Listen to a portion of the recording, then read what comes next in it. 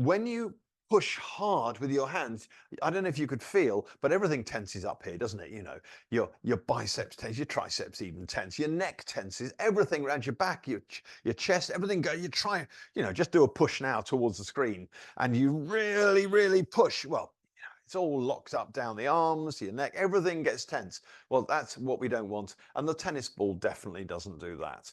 The tennis ball uses its expansion internally to allow an opening, and it's a relaxed opening. So my thing about here, pushing, put your hands on a wall beside you. That's assuming you've got a wall beside you, and put your weight on the front foot.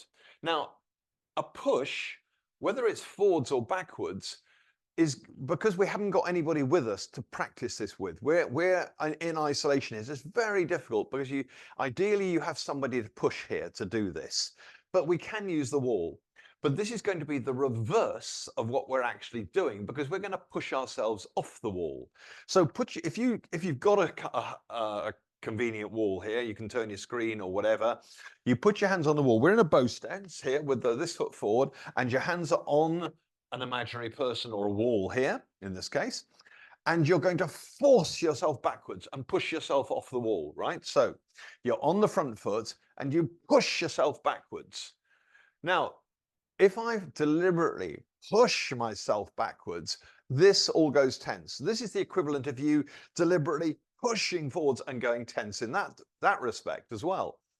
So what we have to do is, when we come to the push from back foot to front foot, we let the bones in the hands open, and the shoulders soften and the elbows soften, and there's an expansion which creates our push backwards. Now, this is very subtle feeling, okay? It's very subtle.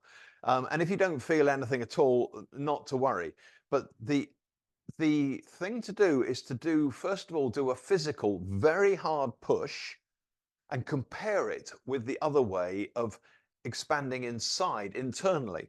So your hands are on your, whatever it is, your wall or something there. And then you do, first of all, physical. You really push yourself backwards. And if you really push hard, you'll feel your shoulders engaging, everything goes tight. Okay, so now we do the opposite. You put your foot forwards, you put your hands on the wall, and you just open the bones in the palms and just allow the joints and the elbows to open, and the joints and the shoulders to relax and sink, and you push yourself backwards until just the tips of the fingers are touching the surface. So we go back again, we do it once more. And you open the bones in the palms and the elbows and the shoulders, and you release. Okay, so it's not great. It's not a great way of doing it. And it's so much better if you've got somebody who just stands in front of you like this, locks themselves up, and you put your hands on their arms or their chest or whatever. And then you try doing that from your back foot to your front foot. And you just try opening 1, 2, 3, all those joints and the bones in the palms. But if you can get the concept of this, and this is where things like pushing hands and two-person exercises becomes extremely useful. Because you can really experience these things.